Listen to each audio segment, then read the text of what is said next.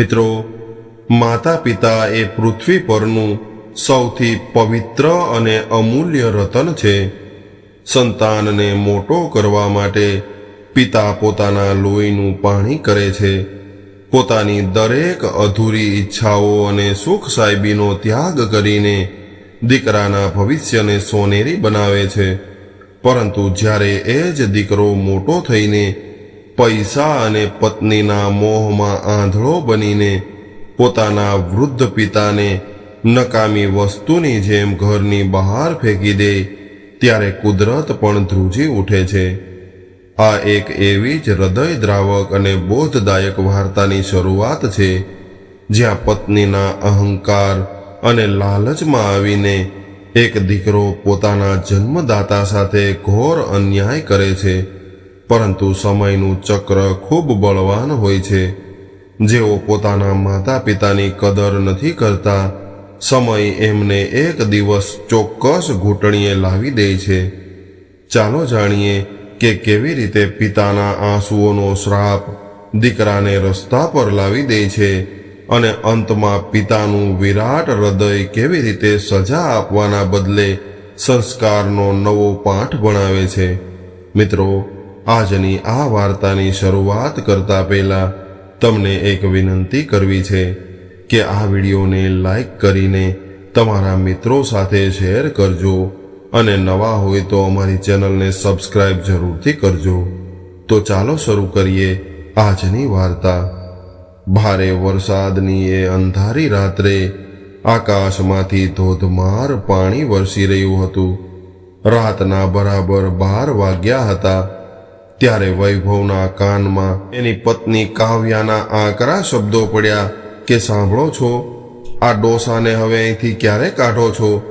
રોજ રોજ આ ખોખારા અને ખાંસીનો અવાજ હવે મારાથી સહન નથી થતો. કાં તો આ ઘરમાં એ રહેશે અને કાં તો હું રહીશ. પત્નીના મુખેથી આવા શબ્દો સાંભળીને વૈભવે સહેજ પણ વિચાર ન કર્યો અને એ સીધો જ રૂમમાં ગયો જ્યાં એના વૃદ્ધ પિતા મણીલાલ સૂતા હતા. વૈભવે એમનો હાથ પકડ્યો અને મણીલાલ કંઈ પણ સમજે એ પહેલાં તો એમને અડધી રાત્રે એ મુશળધાર વરસાદમાં ઘરની બહાર કાઢી મૂક્યા અને મોઢા પર દરવાજો બંધ કરી દીધો. એક 70 વર્ષના પિતા, જેમણે પોતાના દીકરાને ભણાવવા અને મોટો કરવા માટે પોતાની આખી જિંદગી ઘસી નાખી હતી, એ આજે રાત્રે રસ્તા પર ભીંજાઈ રહ્યા હતા.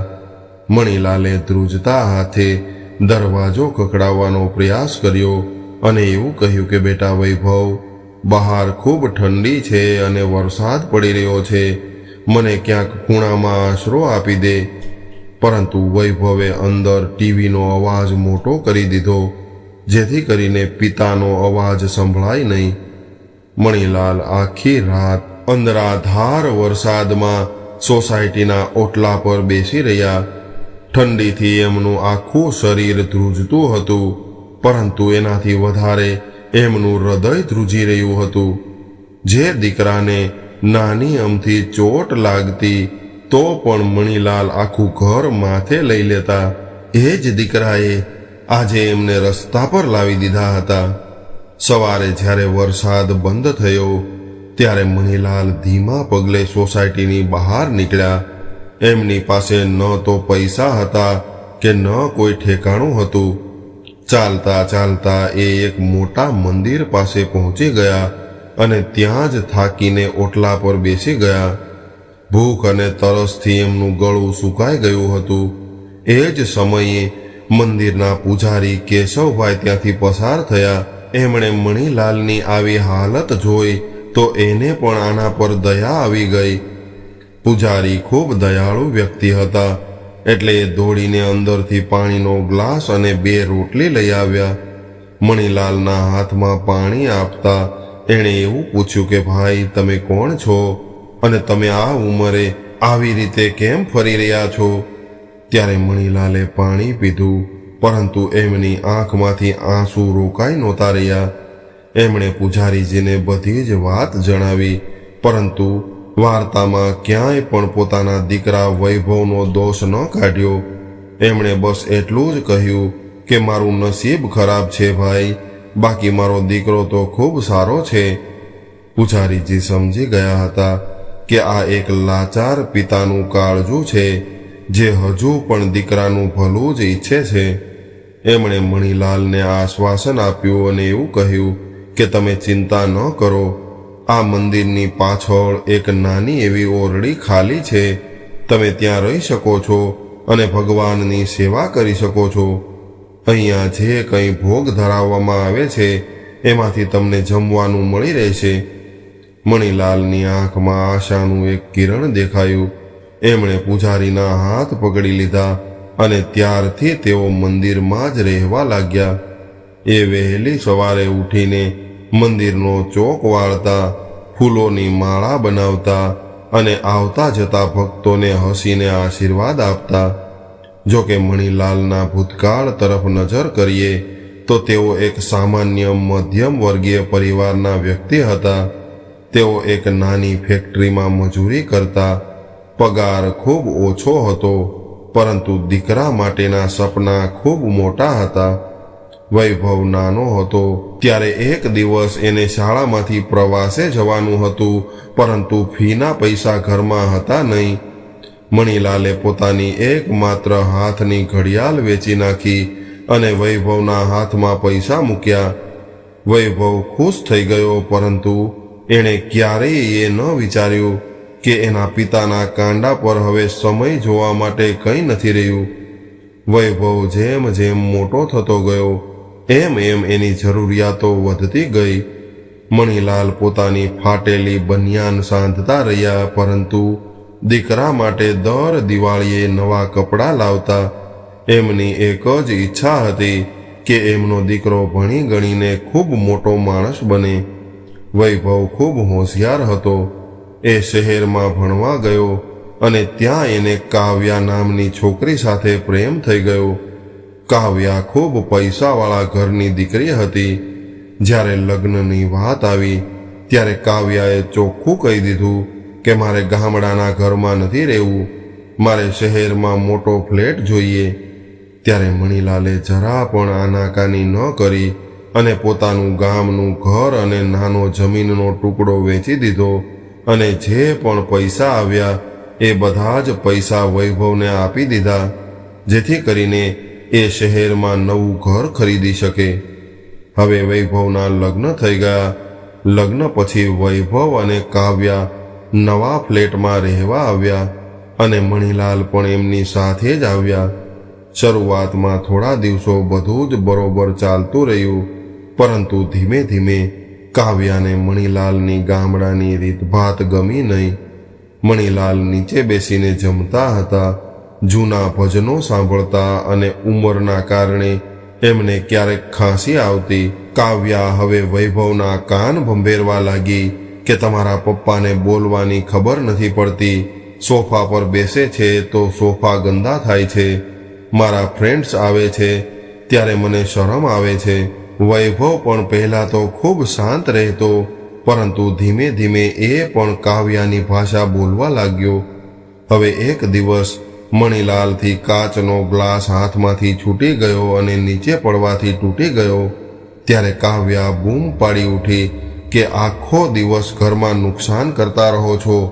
વૈભવે પણ પિતા પર ગુસ્સો કર્યો અને એવું કહ્યું કે પપ્પા, તમે એક જગ્યાએ શાંતિથી બેસી નથી શકતા? રૂમની બહાર જ ન નીકળો તો શું વાંધો છે?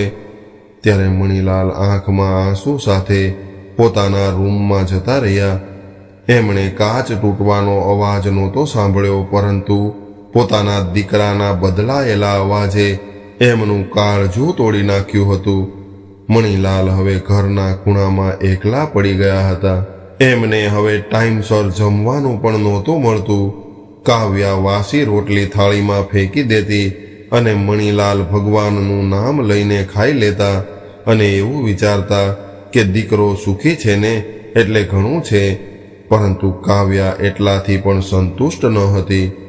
એને આખો ફ્લેટ પોતાના હિસાબે જોઈતો હતો, જેમાં આ વૃદ્ધ પિતા માટે કોઈ પણ જગ્યા નહોતી.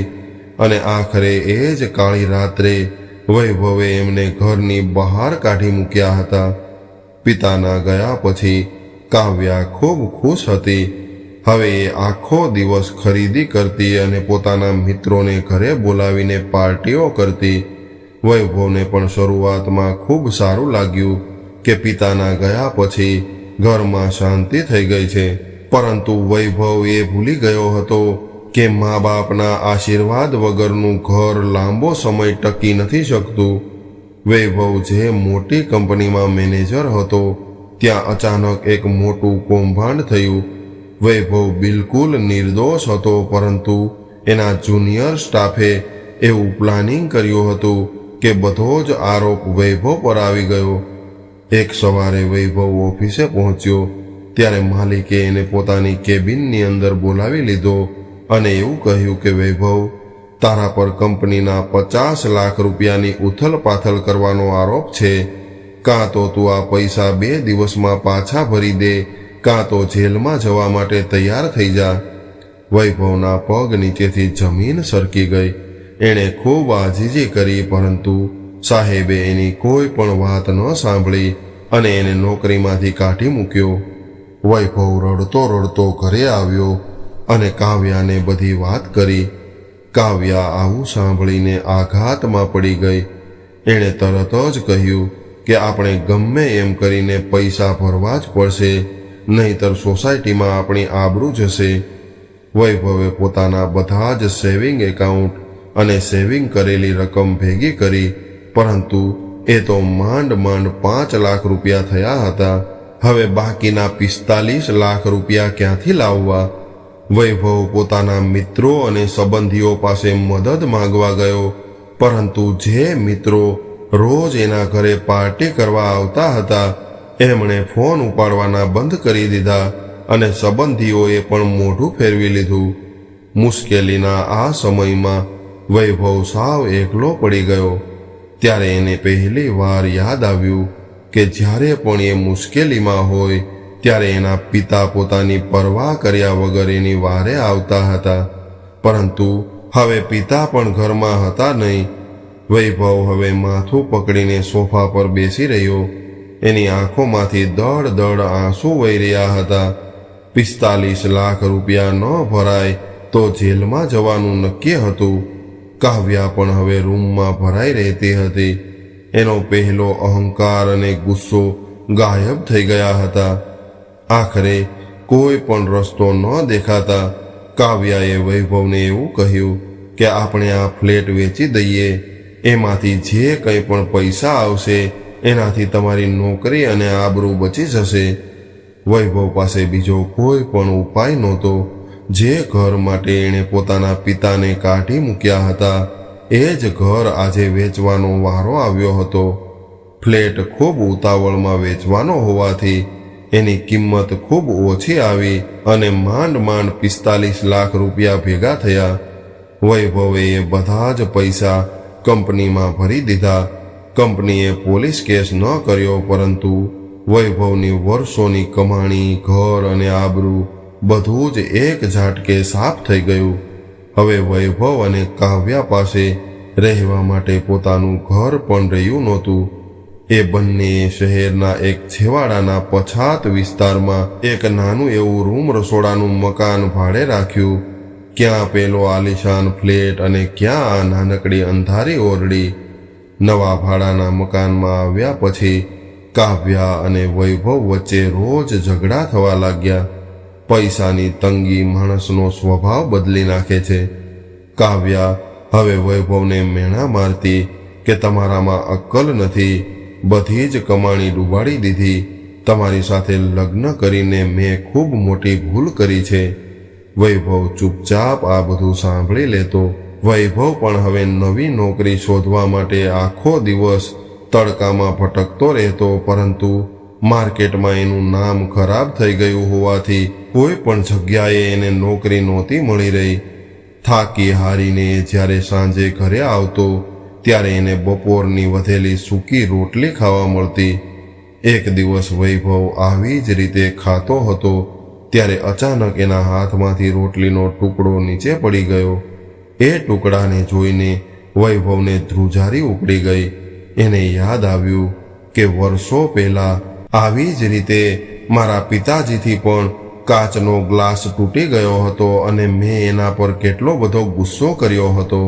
આજે કુદરતે એ જ પરિસ્થિતિમાં એને લાવીને ઊભો રાખી દીધો હતો. વૈભવને હવે સમજાયું હતું કે આ કોઈ સામાન્ય મુશ્કેલી નથી, આ તો પિતાના આંસુઓનો શ્રાપ છે જે એને નડી રહ્યો છે. બીજી તરફ મંદિરમાં રહેતા મણીલાલની જિંદગીમાં એક ખૂબ મોટો વળાંક આવ્યો. મંદિરમાં રોજ એક મોટા ઉદ્યોગપતિ શેઠ શાંતિલાલ દર્શન કરવા આવતા. શાંતિલાલ ખૂબ એકલા હતા. એમની પત્ની ગુજરી ગઈ હતી અને એમને કોઈ સંતાન નહોતું. એમણે જોયું કે મણીલાલ ખૂબ પ્રમાણિક અને શાંત સ્વભાવના છે. મંદિરમાં આવતા દરેક નાના મોટા માણસને એ ખૂબ પ્રેમથી રાખે છે. એક દિવસ શાંતિલાલે મણીલાલ પાસે જઈને એવું કહ્યું કે મણીભાઈ, મારું આટલું મોટું ઘર છે, આટલો મોટો બિઝનેસ છે, પરંતુ ઘરમાં મારી સંભાળ રાખવાવાળું કોઈ નથી. શું તમે મારી સાથે મારા ઘરે રહેવા આવશો? મારે એક સારા મિત્ર અને ભાઈની જરૂર છે. ત્યારે મણીલાલે પહેલાં તો ના પાડી, પરંતુ શેઠના ખૂબ આગ્રહ પછી એ એમની સાથે જવા માટે રાજી થયા. શેઠ શાંતિલાલના ઘરે આવ્યા પછી મણીલાલની જિંદગી ખૂબ બદલાઈ ગઈ હતી.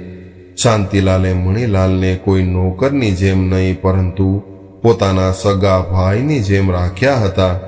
એમણે રહેવા માટે એક ખૂબ મોટો અને આલીશાન રૂમ આપ્યો. સવારે ગરમા ગરમ નાસ્તો અને જમવાનું ટાઈમસર મળી જતું. પરંતુ આટલા વૈભવ વચ્ચે પણ મણીલાલનું મન હજુ પણ પોતાના દીકરા વૈભવમાં જ અટકેલું હતું. એ રોજ ભગવાનને પ્રાર્થના કરતા કે હે પ્રભુ, મારો વૈભવ જ્યાં પણ હોય ત્યાં સુખી રહે, એને કોઈ પણ પ્રકારનું દુઃખ ન આપતો. પિતાનું દિલ ગમે એટલું ઘવાઈ ગયું હોય, પરંતુ એ દીકરા માટે ક્યારેય ખોટું ન ઈચ્છે. આ બાજુ વૈભવની હાલત દિવસે ને દિવસે ખરાબ થઈ રહી હતી. ભાડાના મકાનનું ભાડું ચૂકવવાના પણ પૈસા નહોતા. કાવ્યા હવે નાની નાની વાતમાં વૈભવ સાથે ઝઘડો કરવા લાગી હતી અને પિયર જવાની ધમકી આપવા લાગી હતી. આખરે વૈભવે એવું વિચાર્યું કે નાની મોટી ગમે એ નોકરી મળે એ નોકરી હું કરી લઈશ, પરંતુ મહેનત મજૂરી કરવા સિવાય હવે બીજો કોઈ રસ્તો નથી રહ્યો. એણે એક સિક્યુરિટી એજન્સીમાં ફોર્મ ભર્યું અને એને એક ખૂબ મોટા બંગલાની બહાર સિક્યુરિટી ગાર્ડની નોકરી મળી ગઈ. નોકરીના પહેલા જ દિવસે વૈભવ ગણવેશ પહેરીને બંગલાના મુખ્ય દરવાજા પર ઊભો હતો. બપોરનો સમય હતો, કડકડતો તડકો હતો અને વૈભવ ગેટ પાસે ઊભો પરસેવે રેબઝેબ થઈ ગયો હતો. એટલામાં જ બંગલામાંથી એક મોંઘી ગાડી બહાર નીકળી. વૈભવ દોડીને એની પાસે ગયો અને ગેટ ખોલ્યો. ગાડીનો પાછળનો કાચ નીચે થયો. ગાડીમાં શેઠ શાંતિલાલ બેઠા હતા અને એમની બાજુમાં જે વ્યક્તિ બેઠો હતો એને જોઈને વૈભવના હોશ ઉડી ગયા.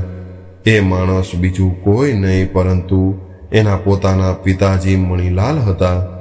મણીલાલે ખૂબ સારા કપડાં પહેર્યા હતા અને એમના ચહેરા પર એક અનોખી શાંતિ હતી. વૈભવ આઘાતમાં આવી ગયો. એના મોઢામાંથી શબ્દ ન નીકળ્યો. એ એક નજરે પિતા સામે જોઈ રહ્યો. મણીલાલની નજર પણ વૈભવ પર પડી. પોતાના દીકરાને સિક્યુરિટી ગાર્ડના કપડામાં તડકામાં તપતો જોઈને મણીલાલનું કાળજું ધડકી ઉઠ્યું. પિતાની આંખો ભરાઈ આવી. એ ગાડીમાંથી ઉતરતા જ હતા ત્યાં જ વૈભવે શરમ અને પશ્ચાતાપના કારણે પોતાનું મોઢું ફેરવી લીધું અને એને એવું થયું કે જે પિતાને મેં રસ્તા પર કાઢી મૂક્યા હતા, આજે હું કયા મોઢે એમની સામે ઊભો રહું. મણીલાલે ગાડી રોકવાનું કહ્યું, પરંતુ વૈભવ ત્યાંથી દોડીને સિક્યુરિટીની કેબિનની પાછળ સંતાઈ ગયો અને ધ્રુસકે રડવા લાગ્યો. હવે એને સમજાઈ ગયું હતું કે જે પિતાને મેં નકામા સમજીને ઘરમાંથી કાઢી મૂક્યા હતા, આજે કુદરતે એ જ પિતાને રાજા બનાવી દીધા હતા અને પોતાને એક નોકર બનાવી દીધો હતો. સમયનું ચક્ર આટલું ઝડપથી ફરશે એ વૈભવે ક્યારેય પણ સપનામાં પણ વિચાર્યું નહોતું. વૈભવ આખી રાત બંગલાની કેબિનમાં બેસીને રડતો રહ્યો. સિક્યુરિટી ગાર્ડની એ ડ્યુટી એના માટે કાંટાની સેજ બની ગઈ હતી. સવારે જ્યારે એની નોકરી પૂરી થઈ ત્યારે એ ઘરે જવા નીકળ્યો. એના પગ મણમણના થઈ ગયા હતા. ઘરે પહોંચીને એણે કાવ્યાને કીધું કે કાવ્યા, આજે મેં પપ્પાને જોયા. કાવ્યાએ નવાઈ પામીને એવું પૂછ્યું કે તમે પપ્પાને ક્યાં જોયા અને એ ક્યાં છે અત્યારે? ત્યારે વૈભવે રડમસ અવાજે એવું કહ્યું કે હું જે બંગલે નોકરી કરું છું એ જ બંગલાના માલિક સાથે ગાડીમાં બેઠા હતા. ખૂબ મોટા માણસ બની ગયા છે પપ્પા, પરંતુ મને આ હાલતમાં જોઈને એમને કેવું લાગ્યું હશે? કાવ્યાના મનમાં પશ્ચાતાપ ઓછો અને લાલચ વધારે જાગવા લાગી. એણે તરત જ વૈભવને એવું કહ્યું કે આ તો ખૂબ સારું થયું, તમે પપ્પા પાસે જાઓ, એમની માફી માંગી લ્યો. એ આખરે તો તમારા પિતા છે. વહાલમાં આવીને આપણને એ મોટા બંગલામાં રહેવા બોલાવી લેશે અને આપણી ગરીબી પણ મટી જશે. વૈભવ પોતાની પત્નીની આ વાત સાંભળીને આવાક થઈ ગયો. એણે એવું કહ્યું કે કાવ્યા, તું હજુ પણ પૈસાનું જ વિચારે છે. મને મારી ભૂલ સમજાઈ ગઈ છે. હું પૈસા માટે નહીં, પરંતુ મારા પાપનું પ્રાયશ્ચિત કરવા માટે મારા પપ્પાના પગમાં પડવા માંગુ છું. બીજી તરફ બંગલામાં મણીલાલનું મન જરાય નહોતું લાગતું. દીકરાને તડકામાં સિક્યુરિટી ગાર્ડ બનેલો જોઈને એ રાત્રે ઊંઘી ન શક્યા. એ વિચારી રહ્યા હતા કે જે દીકરાને મેં ક્યારેય તડકો નથી લાગવા દીધો એ આજે બીજાના દરવાજે ચોકીદારી કરે છે. ત્યારબાદ મણીલાલે શેઠ શાંતિલાલને બધી વાત કરી. શાંતિલાલે એવું કહ્યું કે મણીભાઈ, વૈભવે તમારી સાથે જે કંઈ પણ કર્યું છે એ ખૂબ મોટું પાપ હતું. કુદરત એને એના કર્મોની સજા આપી રહી છે, પરંતુ હવે જો તમે ઈચ્છતા હોય તો હું એને આપણી કંપનીમાં મોટી નોકરી આપી દઉં. મણીલાલે હાથ જોડીને કહ્યું કે ન શાંતિભાઈ, જો તમે એને સીધી નોકરી આપી દેશો તો એને ક્યારેય મા બાપની કદર નહીં સમજાય. એને થોડો સમય મહેનત કરવા દો. એને એનો અહંકાર ઓગાળી લેવા દો. જ્યારે એ સાચા દિલથી પશ્ચાતાપ કરશે ત્યારે હું પોતે જ એનો હાથ પકડી લઈશ. પિતા કેટલા મહાન હોય છે એ આ વાત પરથી જાણવા મળે છે. મિત્રો, એ દીકરાને સુધારવા માંગતા હતા, પરંતુ બદલો લેવા બિલકુલ નહોતા માંગતા. 2 દિવસ પછી વૈભવ હિંમત કરીને બંગલાની અંદર ગયો. એણે મણીલાલના રૂમનો દરવાજો ખખડાવ્યો. મણીલાલ અંદર બેઠા હતા. વૈભવ અંદર ગયો અને સીધો જ પિતાના પગમાં પડી ગયો. એ પિતાના પગ પકડીને જોર જોરથી રડવા લાગ્યો અને કહેવા લાગ્યો કે પિતાજી, મને માફ કરી દો. હું ખૂબ મોટો પાપી છું. મેં તમને અડધી રાત્રે આપણા ઘરમાંથી કાઢી મૂક્યા હતા. આજે ભગવાને મને એની જ સજા આપી છે. મને માફ કરી દો પિતાજી. ત્યારે મણીલાલની આંખોમાંથી પણ આંસુ વહી રહ્યા હતા, પરંતુ એમણે વૈભવને ઊભો ન કર્યો. એમણે વૈભવની એક આખરી પરીક્ષા લેવાનું વિચારી લીધું હતું. મણીલાલે પથ્થર જેવું કાળજું રાખીને વૈભવ તરફ જોયું અને પોતાનો પગ પાછો ખેંચી લીધો અને ગંભીર અવાજમાં એવું કહ્યું કે વૈભવ, તું અહીંયા શેના માટે આવ્યો છે? માફી માંગવા આવ્યો છો કે પછી મોટો બંગલો અને સાહેબી જોઈને લાલચમાં આવ્યો છો? જ્યારે તે મને અડધી રાત્રે ધોધમાર વરસાદમાં ઘરની બહાર કાઢ્યો હતો ત્યારે તને દયા નહોતી આવી? આજે તારી પાસે પૈસા નથી એટલે તું પિતાના પગ પકડવા આવ્યો છો? ત્યારે પિતાના આવા આકરા શબ્દો વૈભવના કાળજામાં તીરની જેમ ખૂંચી ગયા. વૈભવ હાથ જોડીને ઘૂંટણીએ બેસીને કહેવા લાગ્યો કે નહીં પિતાજી, ભગવાનના સોગંદ છે, હું અહીંયા પૈસા માટે નથી આવ્યો. મને કાવ્યાએ કીધું હતું કે પિતાજી પાસે જાઓ તો આપણી ગરીબી મટી જશે, પરંતુ હું એની સાથે ઝઘડો કરીને આવ્યો છું. મને હવે આલીશાન ફ્લેટ કે બંગલો નથી જોઈતો. હું તો ભાડાની ઓરડીમાં પણ રહી લઈશ, પરંતુ મને મારા પિતાની છત્રછાયા પાછી જોઈએ છે. જો તમે મને માફ નહીં કરો તો હું જીવી નહીં શકું.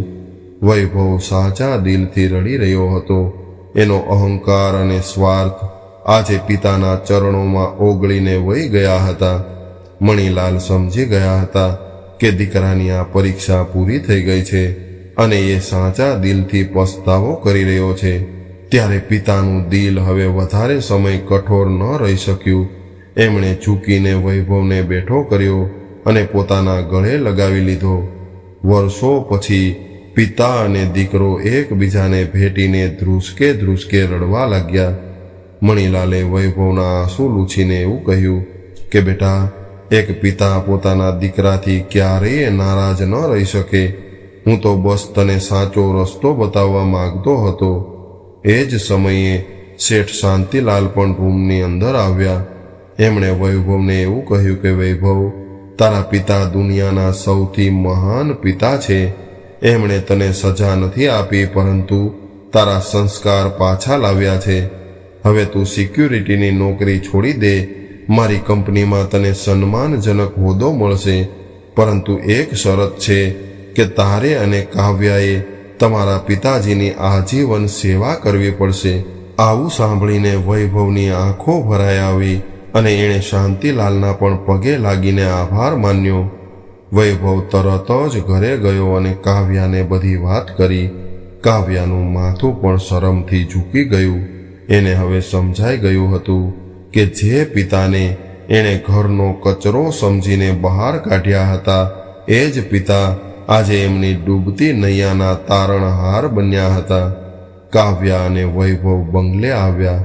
કાવ્યાએ મણીલાલના પગ પકડીને રડતા રડતા માફી માંગી અને એવું કહ્યું કે પિતાજી, મને માફ કરી દો. વહુ બનીને હું ઘરની લક્ષ્મી ન બની શકી, પરંતુ હવે હું ક્યારેય તમને ફરિયાદનો મોકો નહીં આપું. મણીલાલે હસીને કાવ્યાના માથા પર હાથ મૂક્યો અને આશીર્વાદ આપ્યા. આજે મણીલાલ, વૈભવ અને કાવ્યા ફરીથી એક થઈ ગયા હતા. વૈભવને એની ભૂલ સમજાઈ ગઈ હતી અને એણે જાણી લીધું હતું કે દુનિયાના ગમે એ ખૂણે જાઓ, પરંતુ મા બાપના આશીર્વાદ વગર ક્યારેય સુખ નથી મળતું. મણીલાલના આશીર્વાદ અને શેઠ શાંતિલાલની કૃપાથી વૈભવ અને કાવ્યાની જિંદગી પલટાઈ તો ગઈ હતી, પરંતુ આ વખતે વૈભવના મનમાં કોઈ પણ પ્રકારનો અહંકાર નહોતો. શાંતિલાલની કંપનીમાં વૈભવને આસિસ્ટન્ટ મેનેજર તરીકેની નવી શરૂઆત મળી. વૈભવ હવે રોજ સવારે વહેલો ઉઠતો. જે દીકરો પેલા પિતાની ખાંસીથી અકળાતો હતો, એ હવે રોજ સવારે પોતાના હાથે પિતાજી માટે ઉકાળો બનાવતો હતો. એક સવારે વૈભવ મણીલાલના રૂમમાં ચા નાસ્તો લઈને ગયો. ત્યારે મણીલાલ પલંગ પર બેઠા બેઠા ભજન સાંભળી રહ્યા હતા. વૈભવે પિતાના ચરણ સ્પર્શ કર્યા અને ખૂબ નમ્રતાથી એવું કહ્યું કે પિતાજી, આજે કંપનીમાં મારો પહેલો દિવસ છે. આ શર્ટ મેં ખરીદ્યો હતો, પરંતુ ક્યારેય પહેર્યો નથી. આજે એવી ઈચ્છા છે કે તમે પોતાના હાથે મને આ શર્ટ પહેરાવો અને તિલક કરો. મણીલાલની આંખો હરખથી ભરાઈ આવી અને ધ્રુજતા હાથે એમણે વૈભવને શર્ટ પહેરાવવામાં મદદ કરી અને કબાટમાંથી કંકુ લાવીને એના કપાળ પર પ્રેમથી તિલક કર્યું. મણીલાલે વૈભવના માથા પર હાથ મૂકીને એવું કહ્યું કે બેટા, ખૂબ મહેનત કરજે અને ક્યારેય કોઈની સાથે અન્યાય ન કરતો. ઓફિસમાં જે નાના કર્મચારીઓ હોય એમની સાથે હંમેશા આદરથી વર્તન કરજે, કારણ કે તારો પિતા પણ આખી જિંદગી એક સામાન્ય મજૂર બનીને રહ્યો છે. વૈભવની આંખમાંથી એક આંસુ સરી પડ્યું. એણે પિતાને વચન આપ્યું કે એ ક્યારેય ભૂતકાળની ભૂલોનું પુનરાવર્તન નહીં થવા દે. બીજી તરફ કાવ્યા માટે આ બધું પરિવર્તન ખૂબ મોટું હતું.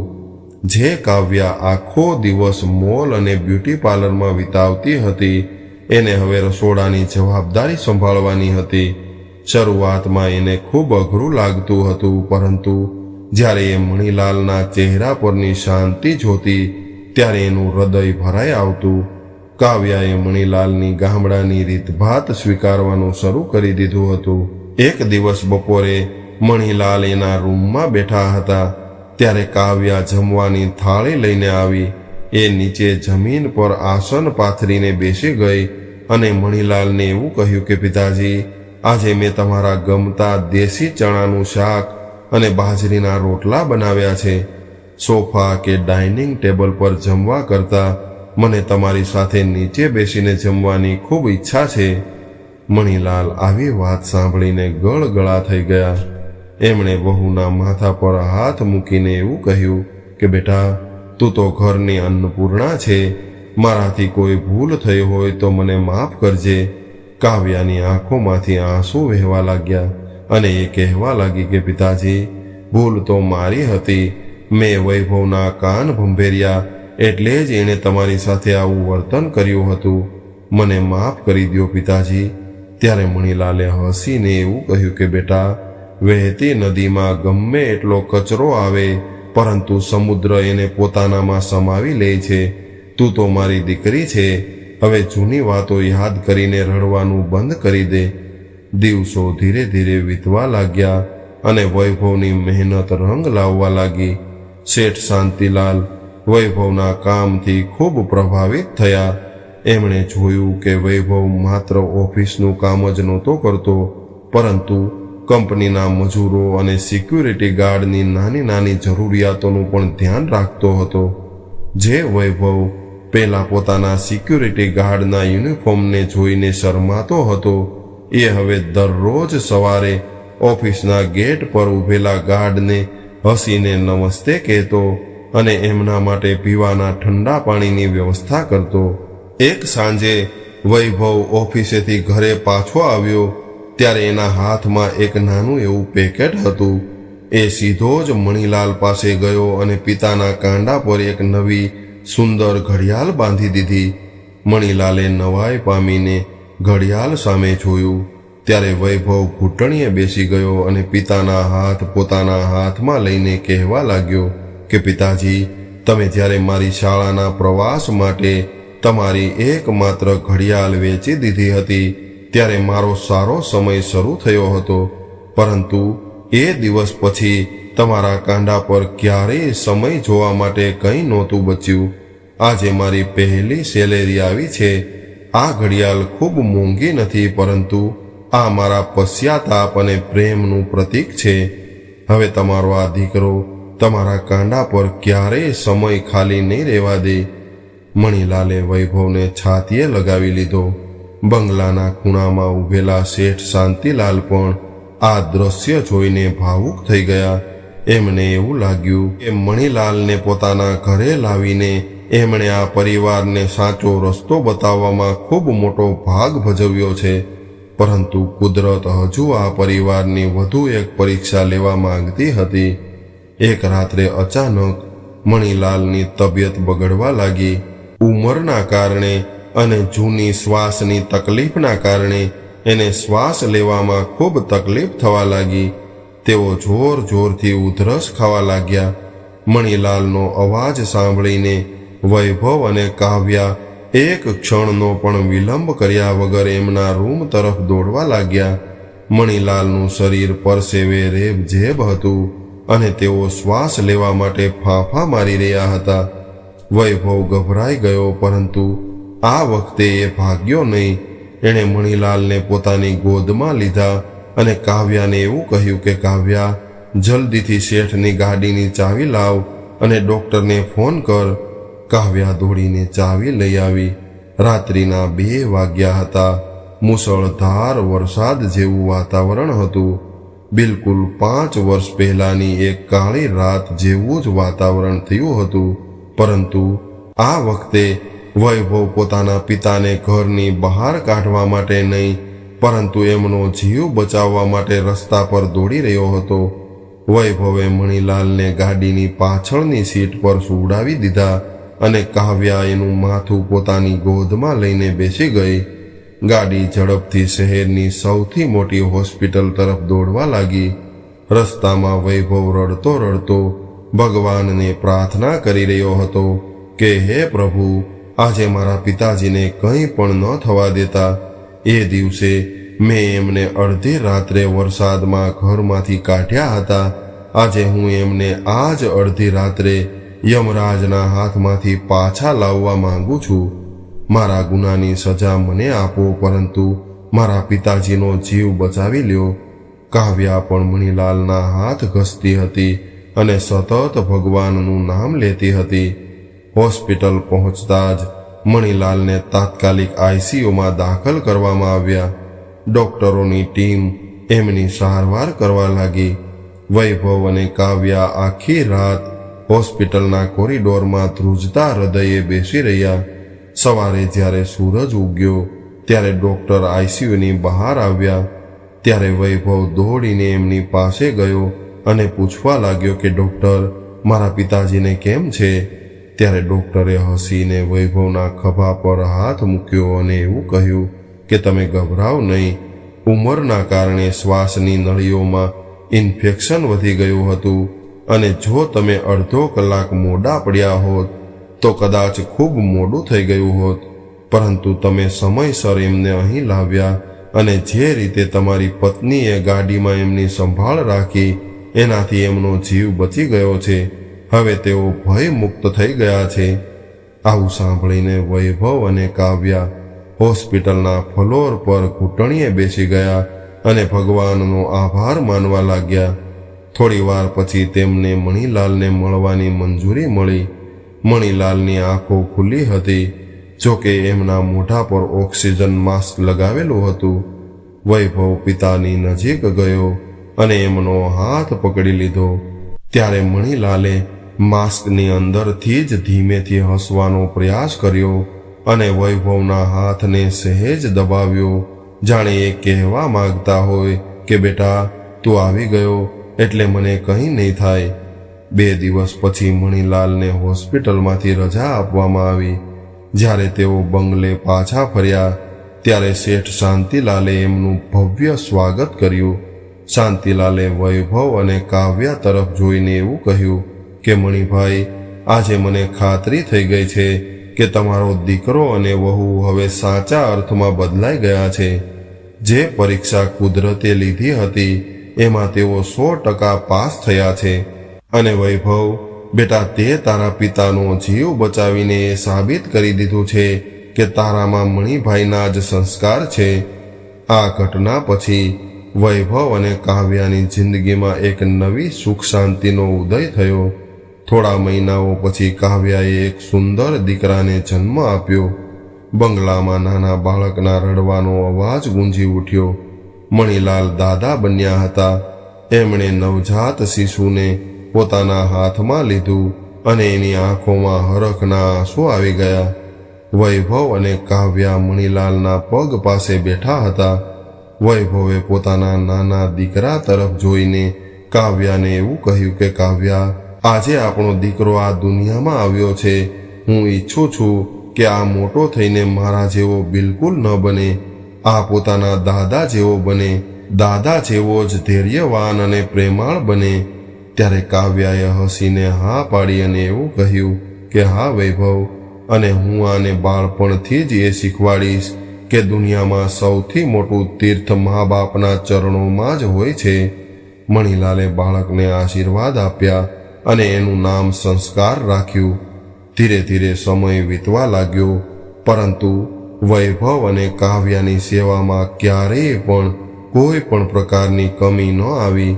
મણીલાલ હવે ખૂબ વૃદ્ધ થઈ ગયા હતા, પરંતુ એમના ચહેરા પરની એ શાંતિ અને સંતોષ ક્યારેય ગાયબ નહોતા થયા.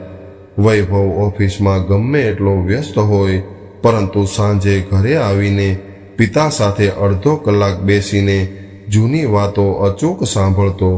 કાવ્યા પણ મણીલાલની દરેક નાની મોટી જરૂરિયાતોનું ધ્યાન રાખતી. સમયનું ચક્ર હંમેશા ફરતું રહે છે. જે પિતાને ક્યારેક એક અંધારી રાત્રે ઘરમાંથી બહાર કાઢી મૂકવામાં આવ્યા હતા, એ જ પિતા આજે એક આલિશાન બંગલાના કેન્દ્ર બિંદુ બની ગયા હતા. મિત્રો, આ વાર્તા આપણને એ જ શીખવે છે કે જિંદગીમાં ગમે એટલી સફળતા મળી જાય, ગમે એટલો પૈસો આવી જાય, પરંતુ જો ઘરમાં વડીલોના આશીર્વાદ ન હોય તો એ બધો જ વૈભવ રાખ સમાન હોય છે. મા બાપ જ્યારે વઢે છે ત્યારે એમની પાછળ આપણને સુધારવાની જ ઈચ્છા હોય છે, અને જ્યારે તેઓ રડે છે ત્યારે આપણું નસીબ પણ રડી પડે છે. વડીલો એ ઘરની છત જેવા હોય છે. જો છત હટી જાય તો આખું ઘર તડકા અને વરસાદમાં બરબાદ થાય છે. એટલે જ હંમેશા પોતાના માતા પિતાનો આદર કરો, કારણ કે તેઓ જ પૃથ્વી પરના સાક્ષાત ભગવાન છે. મિત્રો, આ વાર્તાના અંતમાં તમને 2 હાથ જોડીને વિનંતી કરવી છે કે કોમેન્ટ બોક્સમાં માતૃદેવો ભવ, પિતૃદેવો ભવ અને હર હર મહાદેવ લખી દેજો, જેથી કરીને તમારા માતા પિતા અને ભગવાન મહાદેવની કૃપા હંમેશા તમારા પર બનેલી રહે. ફરી મળીએ એક નવી કહાની સાથે. ત્યાં સુધી બધા જ મિત્રોને હર હર મહાદેવ.